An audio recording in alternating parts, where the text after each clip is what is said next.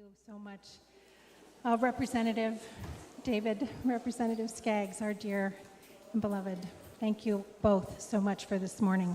So we will go ahead and get started. Okay, Mark, thanks again for being with us. A wonderful reflection. And I thought I would presume to break the ice, as it were, and get things started by sending you a softball question. And then we can open it up for the hardball questions that members of the congregation may put to you. But some of you may not be old enough to know more of Mark Udall's story than he told us in his reflection, which includes father who was a member of Congress and a presidential candidate, an uncle who was Secretary of the Interior for President Kennedy. And when we were having a coffee a couple of weeks ago to sort of get ready for this morning, and I asked Mark, and he talked a little bit about what life was like at home as a young man, a boy in Washington, with that constellation of national figures coming around for drinks or whatever. So tell us a little bit about those early days and your exposure to the giants of the time. Thank you, David. As I mentioned in my reflections, I just feel so grateful in so many ways when it comes to the life I've been able to lead and the kind of role models that have appeared in my life.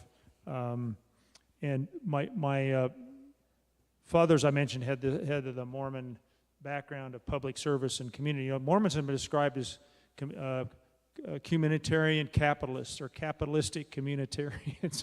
There's this very interesting dynamic in the Mormon world. But my father and my uncle had come from northeastern Arizona to Tucson to go to undergraduate and then law school.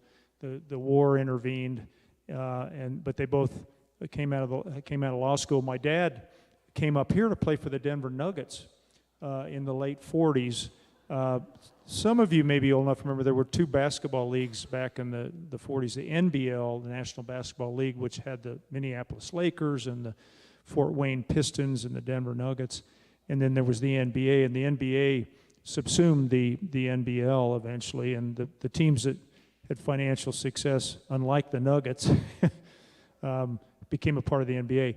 Anyway, my parents went back to Arizona, and my dad got very involved in a law firm that he and my uncle started. And in '54, my uncle was elected to the House, and he became a good friend of John Kennedy's. They communed over their love of being in the outdoors, of being active, the kind of emerging progressive politics of that era. And when the convention was held in 1960, Lyndon Johnson, people may forget, was the leading candidate. But at the first roll call, this was back when conventions were still contested, the first roll call of all things Arizona at the beginning of the alphabet went for Kennedy. It was expected it would throw its votes to Johnson. That resulted in Kennedy ultimately winning the nomination. Then Kennedy nominated my Uncle Stuart to be Secretary of the Interior. My dad ran in a special election that next year. His opponent was the same my uncle had beaten, and the cry was, one Udall in Washington is enough. But my dad won that seat barely, and so then my family, my 5 siblings and my mom, we began moving back and forth from D.C. for about 3 years. In the summer, usually the fall, the Congress adjourned and the members went home, which I think was a healthier model in some ways. But I was exposed to the new frontier and all that amazing energy in my uncle's house and my dad's house. And I would sit in the corner of the living room, and Robert McNamara would come by, Justice Douglas would come by, Secretary Wirtz. We knew all the cabinet secretaries back then. Bobby Kennedy lived very close by, and I sat there just with my mouth open, listening to the hopes and aspirations that all these men had for the country. And it planted a seed in me. Some people think it's a defective gene, that at some point I might like to also follow in that path. You're always your father's son or your mother's daughter, is what I've learned through my life. And there was the part of me that so admired my dad, but I also got a little tired of, you're Mo Udall's son, or so on and so forth. And so I thought, I've got to take my own path. And I was so fortunate working as an outdoor guide and through the Outward Bound system for the first 20 years of my adult life. But in my mid-40s, when I needed to be outward bound, I needed to leave port, which is the concept behind the Outward Bound movement. And through some of you in this room, and Bev Noun and Peggy Lamb and others, I was encouraged to run for the State House, and I caught through hard work and luck and timing some opportunities to then serve for the next 18 years in 3 public offices. But those early experiences certainly to this day inspired me, David, and created a desire in me to give back, to be a patriot, to make our country better than it was at the time. But thanks for asking. Well, thanks for sharing all of that. I certainly remember my early years aspiring to live out the legend that Kennedy told us that we were responsible to do. And that was a big motivator for me to get involved in public life as well. You, and thank you, introduced some Udall humor into your reflection, and just now as well. But when I was a new member of Congress, your dad would come around and sit in the chamber, and I got to go over and talk with him from time to time. But Mo Udall, had almost a Mark Twain capacity for making jokes about public life. Did you want to share any of the others that we didn't get to during your reflection?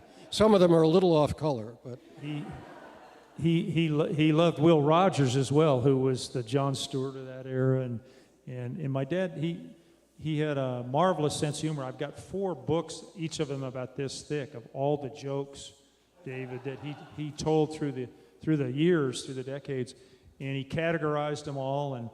But unlike his son and many of the rest of us, I wouldn't throw David into that category. His timing was always impeccable.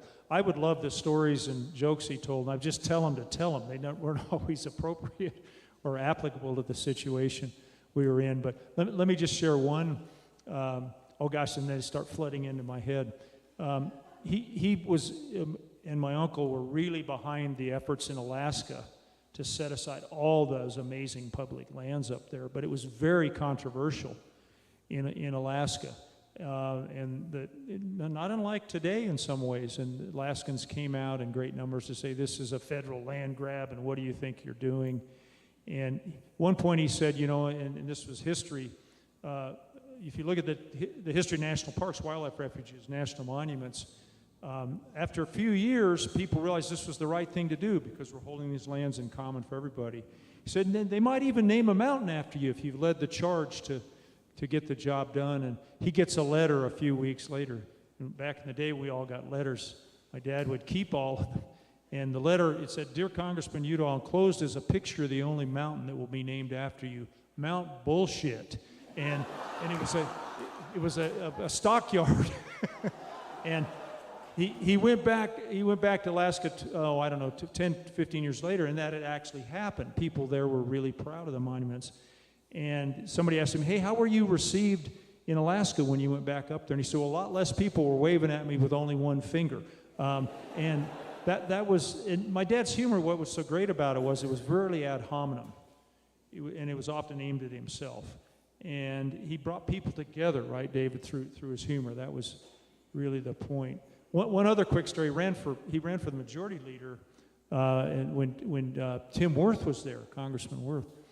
And he lost to a man by the name of Hale Boggs, in part because Dad had challenged the seniority system.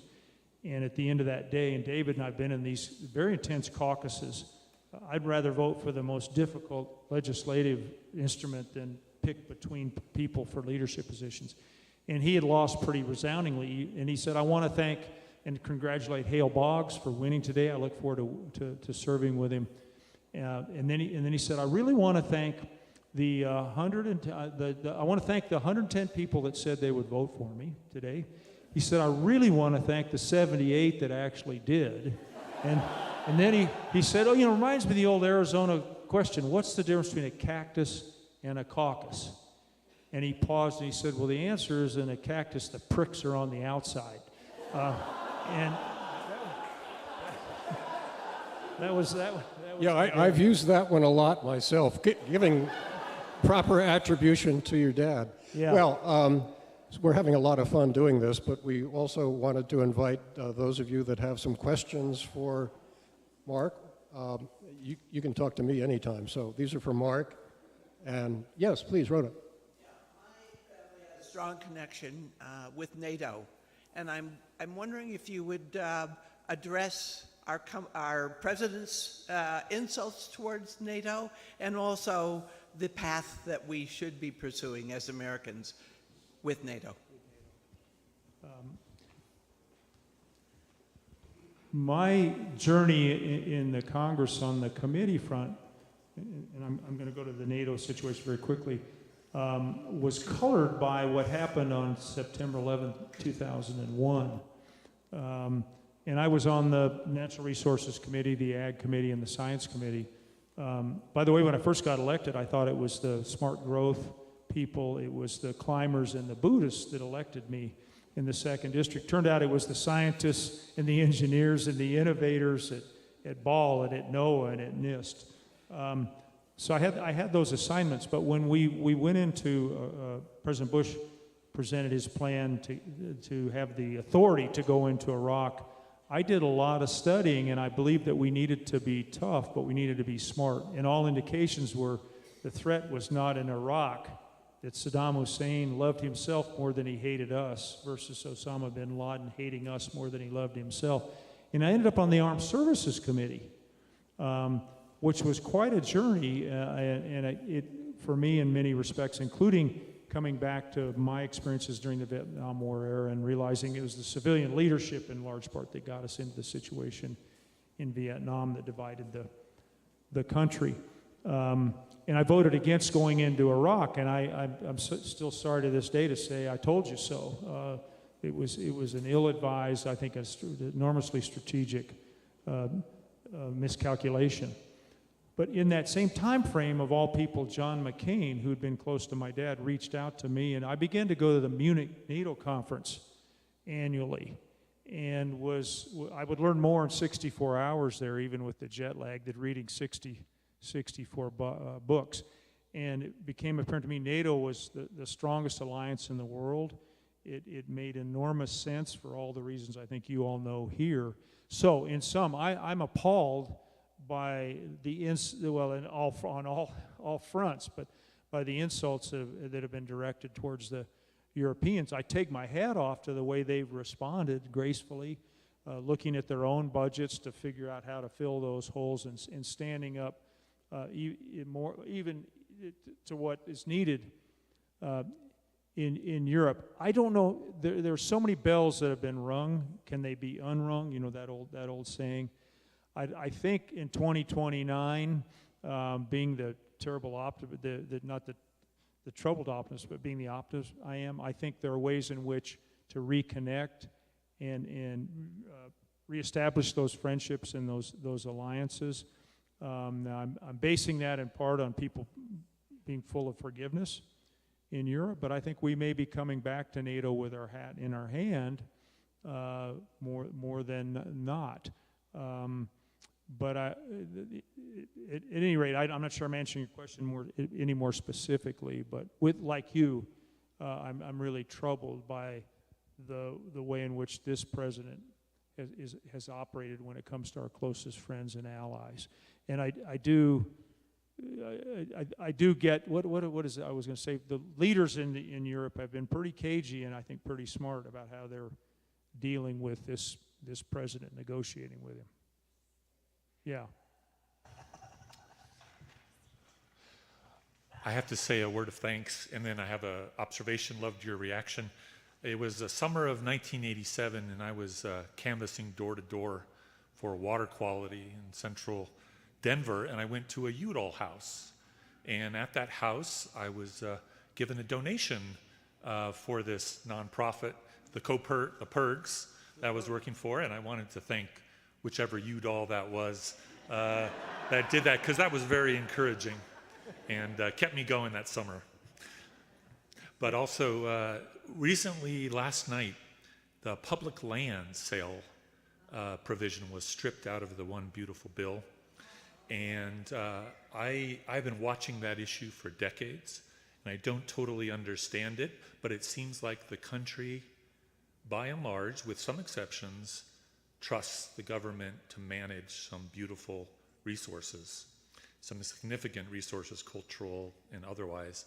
And I'd just love to have you reflect a little bit on that and whether we've come to a tipping point that maybe we're not going back on anytime soon. Yeah, that event would have been my father, I believe, in 1987. As I mentioned, my mother grew up here, and my mother had deep Colorado roots, and my dad did periodically come back and spend time here in Colorado. There's an old saying in Arizona that you couldn't, it got cleaned up too, by the way, you couldn't spit without hitting a Udall. My dad had over 100 first cousins, and that's tied in part to polygamy, which was a controversial practice, and we all do, I think, at our best chuckle about it. There's a famous story. My grandfather, Levi, who ended up being the Chief Justice of the Arizona Supreme Court, in the 20s, he was the local judge, David, and his brother-in-law, my grandmother's brother, was the county treasurer. And the brother-in-law was indicted for embezzling public funds in the 20s. And my grandmother was really upset with her brother, but also with my grandfather, her husband, because he was going to take the case.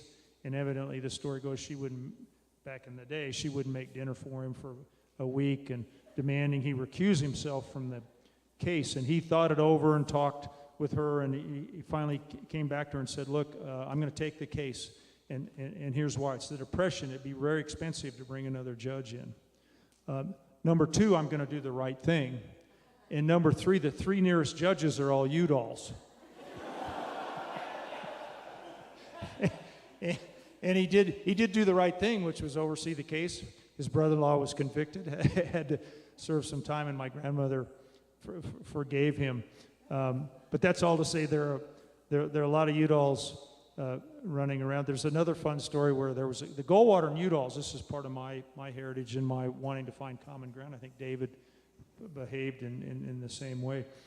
There was a Udall who was a Republican running in a campaign in Arizona, and there was a Goldwater who was a Democrat, and the Udalls were generally Democrats, but there was a mix, and the Udalls decided they had to not support the Democratic Udall, even though the Democratic Goldwater, even though he was in their party, but they have to support the Udall who was Republican because blood is thicker than Goldwater is the line. The line went. But back to the really important question here. We seem to we have to fight this battle every 20 years, if not on shorter timelines. That is, the small group of people, the boosters, the get-rich-quick types who want to sell off the public lands, our national heritage, I think it's one of the ways in which we're tied together is this joint ownership we have. It's a uniquely American idea. You hear it expressed when it comes to the national parks, America's best idea. And I was worried very much when the proposal was brought forward, but I was thrilled when the Senate parliamentarian, that gets very esoteric. David knows this, and some of the rest of you follow this. Senate parliamentarian ruled it out of order. But don't be under any illusions. We're going to have to keep fighting this battle. I guess I should confess, my grandmother was a Lee, and so Mike Lee is a second cousin of mine. And to put it mildly, I don't know what I'd do if I was in the same room with him, David, because he knows better. And Utah's economy in many ways is based on the magnificent public lands there. But there's just this zealotry that comes to the fore periodically. And the other dangerous element here is when you cut the funding for all these public agencies, land management agencies, then the public sees garbage cans that are overflowing, or entry stations that aren't open, or campgrounds that aren't available. And that can lead to, those elements I'm describing, well, we need to manage these privately. The private sector does a better job. We'll do a better job, which is a very nefarious strategy. But understand there are people who embrace that kind of strategy. So we have to be vigilant. Finally, the good news is, even the West, the Montana senators and others put a coalition together. No, we're not going to sell our public lands. So they're hearing the people of Montana. You haven't heard much from the Wyoming delegation either, because they tend to embrace this on campaigns, but then when it really comes down to votes, they back away. But so support all those great environmental organizations that are out there on point, doing everything they can to stop this from happening. Well, I'm going to jump in, if I may, and ask a follow-up, Mark. You mentioned Senator Lee knows better, which opens up the vast question of how many of our Republicans in Congress know better, and why don't they do better if they know better? I'd love for David, who's so insightful, to also comment on this. What happens in my experience is you, as a member of the Congress, even though there are a lot of Brer Rabbit types in the Congress, don't send me to Washington, don't send me to Washington, and they get there and they fall in love with the status and the attention. What did Jay Leno say? Politics is show business for ugly people. Well, there's some why I bring that up. Maggie did say, well, he should talk, but anyway. But you get a team around you. I had one, I think David had one, Udall Inc., and they tell you how great you are. And you really want to have contrarians on your team, right, David? And you suddenly get scared you're not going to be relevant anymore. You can't call a press conference and have attention directed your way. And so then what happens is you become more and more sensitive to what your political fortune may be. And this is a really unique time to put it mildly, put it kindly maybe, in the Republican Party. But for whatever reason, this man at the head of the Republican Party has this power to make it very difficult for members of the Congress, they believe, to get reelected. And so you've seen a Congress that's missing in action. The part of that dynamic too is you forget you're mortal.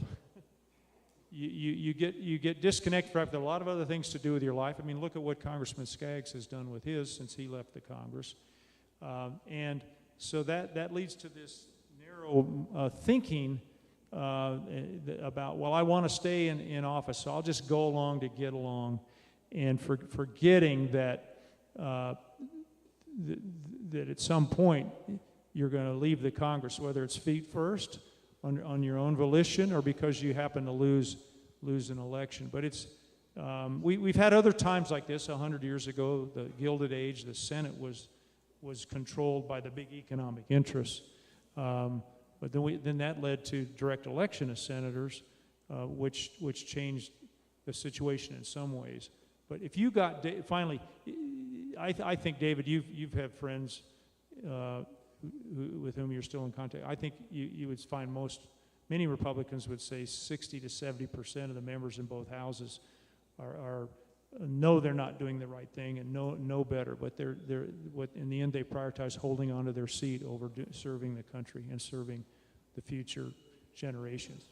But David, comment on that. Look at what you think. Yeah, this brings to mind a anecdote, an experience I had after the '94 election, when new members of the House were going through orientation. And I'd been reelected, but I was now about to get into the minority. And I went over to the floor, and Henry Hyde, a name that many of you will recall, congressman from Illinois, famous for the Hyde Amendment, but he deserves better than that.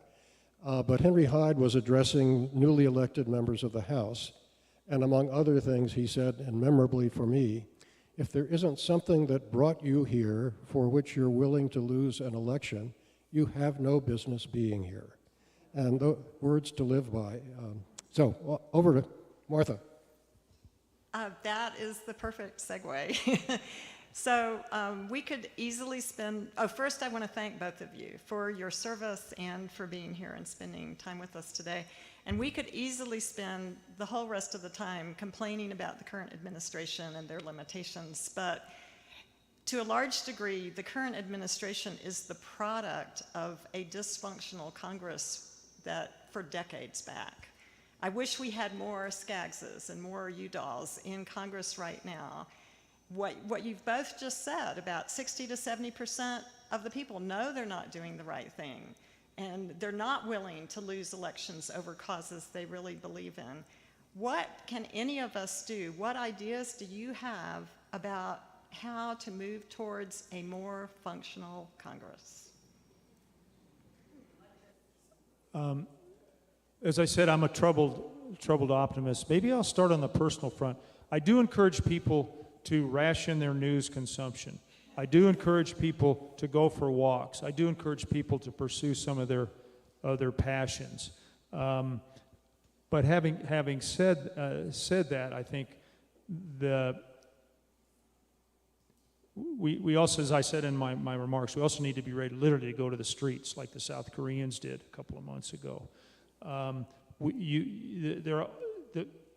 The hopeful elements are, there's so many, but also confusing. There's so many groups on the legal front, on the legislative front, on the electoral front, on the Secretary of State front, who are asking us for money, for resources, and it does show an energy out there to stand up to what's happening. Dana Milbank, did you see? He's become a more serious columnist than he used to be, but he still has that wit. He wrote a column about a month ago, the 3,515 ways Democrats suck. And what he did was he Googled Democrats and the verb suck. And he lists about 40 of them. And they're all ones we've heard, because everybody opines on what the party should do and down in the mouth. And look, there's some legitimate, real concerns there. But his last sentence is, maybe the Democrats ought to pack it in with all the self-criticism and just go win some damn elections. And that's another thing I say to people. Next year, let's get out there and win as many elections up and down the ballot as we can. And I think the ground is fertile to do so. Part of the reason I'm still an optimist, although a troubled one, is there are a lot of centers of power in our country that still are standing up and being strong. This federalism, all the states and what the states are doing. Churches people of faith are standing up. In many cases, the universities are. They've also been attacked. But the list goes on and on of centers of power, some of which you learn in civics class, when we used to have civics classes, and some of which are not quite as obvious and hidden. But I do believe that we're going to come out of this. A lot of people are going to be hurt. A lot of heartbreaking things that are happening. I don't know that Churchill is completely right when he says Americans will do the right thing, but I'm going to continue to be optimistic, but in a troubled way. And I'm getting ready for next year. And then in 28, I think the new leader, because we need two competitive parties. This is the political science of me. The new leaders in each party, I think it will have a real opportunity to rebrand.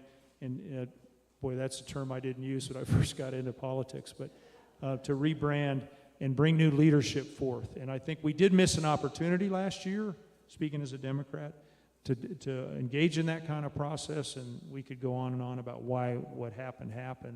But I'd love to hear from David too, if we could, because he may have a different take and some different ideas on how we respond to all this. Well, you may regret that. Oh, good, go for it. Yeah. No, it is a difficult question, and I sort of default to the following, which is we have the Congress that we deserve, in a sense. That it's the old Pogo cartoon from Earth Day, we've met the enemy and it is us. We have, sad to say, an electorate that for a couple of generations, mainly not the gray hairs that we see around the church this morning, we have neglected, as Mark just mentioned, civics and government and social studies in the curriculum, mainly high school, not entirely.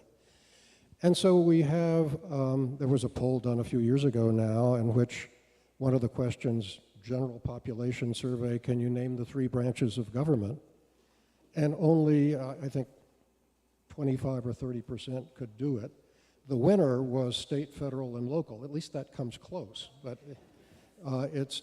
doesn't really get to the fundamental idea, which we are living through the default of balance of powers, separation of powers, a Congress that takes itself seriously and reflects, as used to be the case, on its own constitutional responsibilities and prerogatives, not to just play the tune that the president sings. So restoring that level of fundamental understanding of our system of government in the population is an important thing to do. It's going to take a long time. In the meantime, we have a population that reflects its susceptibility to demagoguery and to distortion and misinformation. The conversation Maggie and I have sometimes is I will say, well, history shows we'll come out of this, and she'll say, well, history shows this man who's our president couldn't be elected, which I'm laughing because otherwise I'd cry. But I'm always looking for the good news. So think the 7 swing states that determined the electoral college, and that's a whole nother conversation. And those 5 of those 7 swing states, the next race down on the ballot was won by a Democrat. The 4 Senate races in Nevada, Arizona, Wisconsin, and Michigan were won by Democrats. So there was ticket splitting going on. In North Carolina, the Democrat won the governorship. Georgia didn't have any statewide elections. And in Pennsylvania, sadly, Bob Casey, who comes from an incredible lineage of public service, he ended up losing by about 15,000 votes. So that alone talks to me, or says to me, that our presidential candidate had an enormous challenge and burden to carry, and we fell short on talking to people where they are. And then at 26 and in 28, there's former VP Biden won in 2020, that the pendulum can swing, but it's only going to swing with all of us really involved in being active and engaged. Anyway, I'll leave it there because I could keep going. So at least one more question, and then I know Maggie and Mark have other things on their calendar for today. Well, Donald Trump is sending all these immigrants back, and also even the Venezuelans, the drug lords, and they are not role models. They are hardened criminals, and instead of peddling drugs in Lincoln Park in front of the state capitol building, they're in a maximum security prison in El Salvador. They're hardened criminals. They have tattoos in their faces, their torso, their legs, their arms. They're housed in a cell, 32 a cell, triple bunk beds, no mattresses, no blankets, no pillows. They learn to sleep on a concrete slab. The lights are on 24 hours a day, 7 days a week. They don't wear watches. They don't know whether it's daytime or nighttime. They're fed 3 times a day, rice, beans, and bread. They're allowed half an hour, do exercise in the atrium. There's shackled. They're taken to the atrium. They exercise. They have one bathroom in the cell. They have, if anyone misbehaves, they're taken into a solitary confinement. It's a cell 5 feet by 5 feet dark, has a toilet. They're there for 15 days. They do have a prison doctor. They do have a room where they can meet with their attorneys. But I would like to say, do we have prisons like that in El Salvador? I've been to Belize, I've been to Honduras, not El Salvador. The president there is very popular, but do we have prisons like that, maximum security prison in El Salvador? Well, I think the question, what do we do about the inhumanity of sending deportees into that awful prison? And one would hope that lower courts and the administration will follow the Supreme Court's decision that everyone is deserving of minimal due process before that happens. But beyond that, I think we can just agree with your sense of outrage and dismay. So one more question, and then.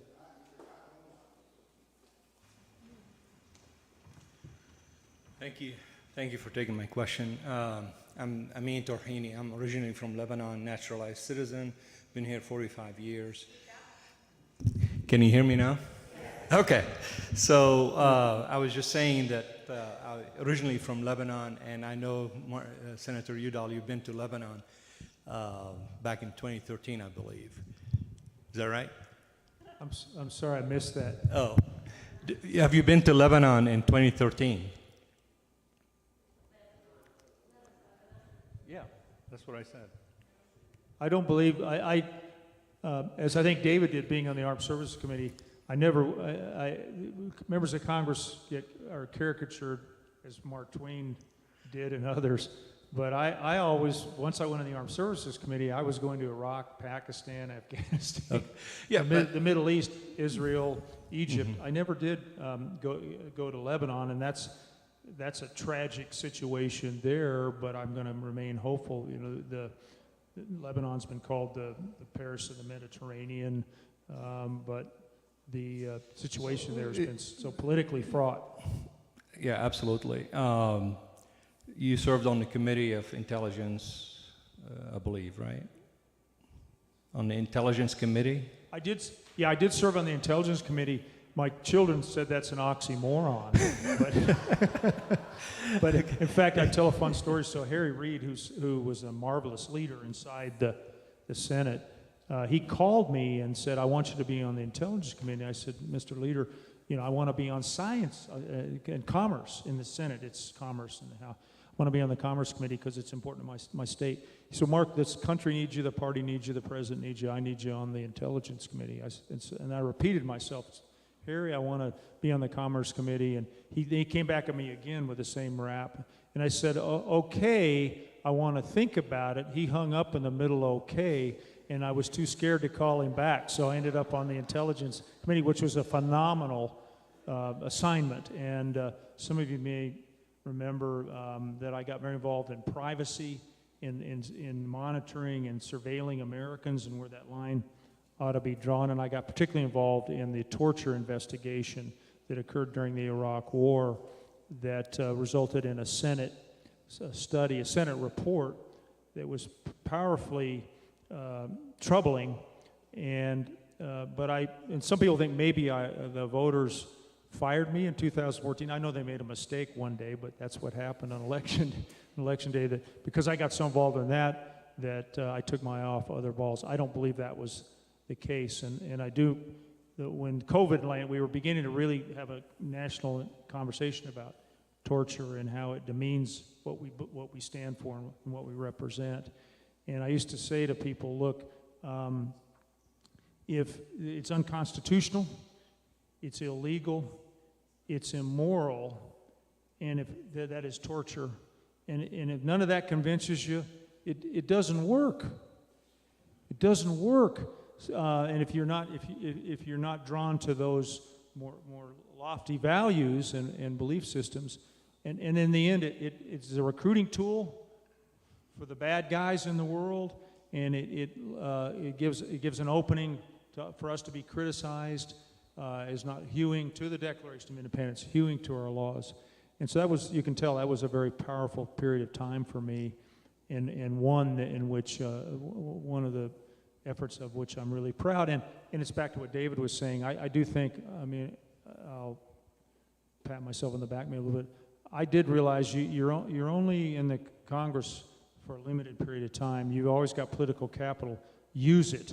And David was a role model for me in that way. Federico Pena was a role model for me in that way. And the other little sidelight to that was Hollywood made a movie about that. It's called The Report. And Annette Bening was in it, John Hamm, Adam Driver. They all performed for minimal pay. And there's a character that plays me in about 7 or 8 scenes. And my only criticism, Maggie had this, is he wears his damn cowboy boots with his legs showing rather than with a nice, nice long pant leg. appropriately covering your skinny, hairy legs. But at any rate, I'm sorry I got off. I went a little riff with you, so thank you. It's okay. So just in a few minutes, if you could, with your insights on the Intelligence Committee and the atrocities that are happening in Gaza and the whole mess that we have in the Middle East, this whole soap opera with bombing Iran and Iran bombing us, all of that stuff. Can you help us understand what is this special relationship that we have with Israel that we're not willing to stand up for morality? Yeah. No, I on the way over here, I thought somebody would want to explore this, and I welcome David's comments as well. In the Middle East, it's a dangerous situation right now, to state the obvious. What's the old saying, David? Anytime you see a straight line for a country's boundary in the Middle East, you're going to have trouble. That goes all the way back to the post-World War I Picot-Sykes agreement between the French and the English. This is centuries of conflict in that part of the world.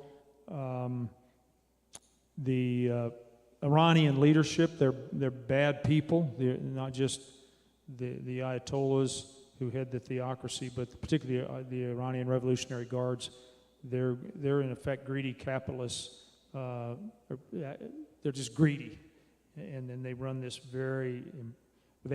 very impressive military institution for many years. So it's a military theocracy. The Persian people are wonderful. I'm sure some of you, they're Iranian Americans here in Boulder, and their heart breaks for their country. In the turn of the last millennia, in the 1100s and the 1200s, Persia was the home of civilization. There was a thriving Jewish community there. Maybe we should be careful thinking a couple of bombing runs are going to result in regime change. Historically, when you have a government like the one in Iran overturned, about 75% of the time, hearkening even back to the Soviet Revolution, the powers, the forces of democracy fall short when it comes to other powers that have military might or are willing to use force. So we ought to be really careful about, this is great, Iran's going to now become a thriving democracy. Back to Israel. To put it mildly, Benjamin Netanyahu is not on my list of people who I admire anymore. And when you go to, it's interesting, when you go to Israel, the Israelis will brag about, you get 3 Israelis in a room and you get 7 opinions. But in our country, it seems like we're only allowed 1 opinion about Israel.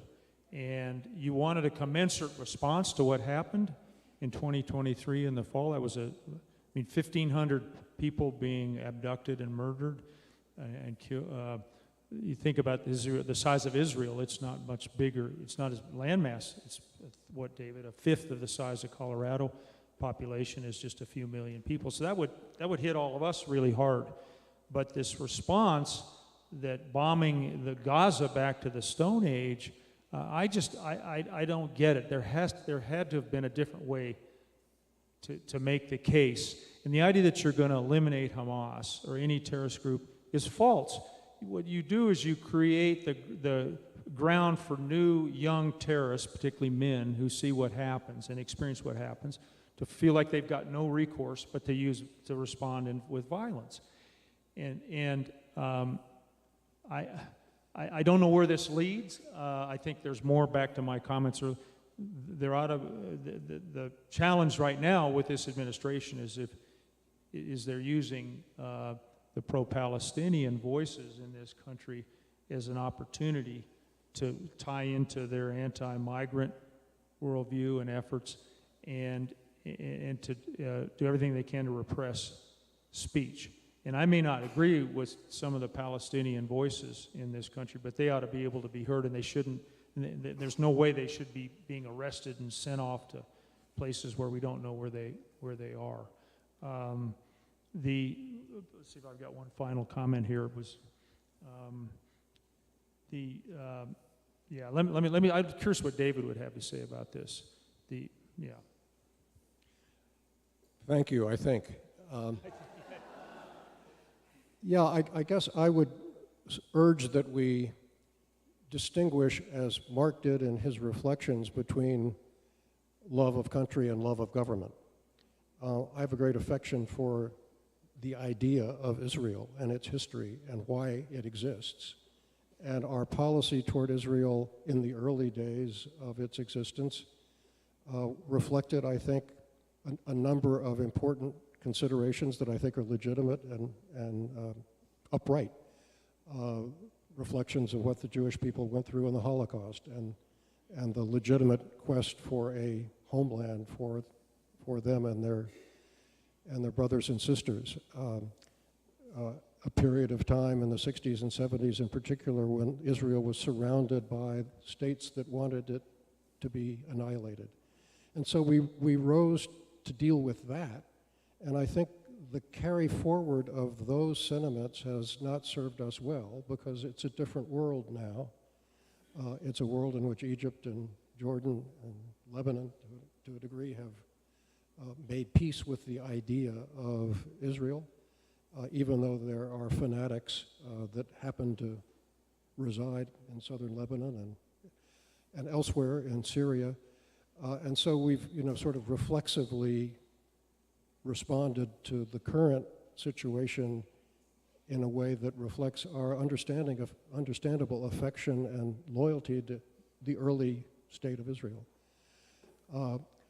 I think as a matter of politics, our policy toward Israel reflects, to a significant degree, the disproportionate influence that American Jews have on American foreign policy, or used to. I have been reassured in my conversation with Jewish friends that they didn't countenance what was going on with regard to Netanyahu's policy in bombing Gaza. So it's not as if the Jewish community in the U.S. is a monolith by any means, but there is still the apprehension politically among members of Congress and others that are to some degrees terrorized by the prospect of losing the Jewish vote and assuming that that falls into lockstep with the government of Israel, which is not true. So it's a nuanced situation, surely. I believe that President Biden could have and should have said no more bombs for Israel, and that he would have not suffered anything politically for having done that. Yeah, many of the Arab states, which are Sunni, I'm sure many of you have studied this part of the world, are quietly, as David just said, come to a point of view that it's better for the region, for their own populations to work with Israel and to accept that Israel is an important part of the region. Israel's an economic powerhouse, and which those other countries can lean on, can engage with, and as they look to move beyond just oil production. And of course, the Persians are Shia, and there's that battle within Islam, historic battle within Islam. And I think the Iranians have really miscalculated because they've been all about destroying the situation in the Middle East versus building a country and a future for their people. But as David alluded, he just beautifully characterized what's happening here. And of course, Netanyahu's situation is not so different from our great leader in that he's been holding on to power because he's under a lot of charges about the corruption tied to him and the fact that he actually had his eye off the ball that resulted in part for what happened in October 2023. And finally, the other thing about this that's so intractable, I don't know what will happen, but the two-state solution, Netanyahu is always undercut. And he was actually funding Hamas and supporting Hamas because it undercuts the PLA, the peaceful Palestinians in the West Bank who want to have the preamble of the Declaration of Independence apply to them, liberty and freedom.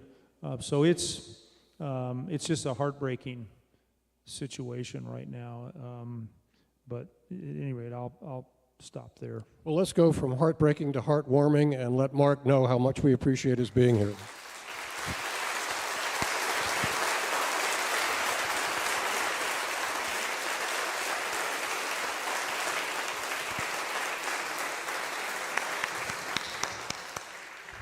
Thank you, everyone, for this morning. Go in peace.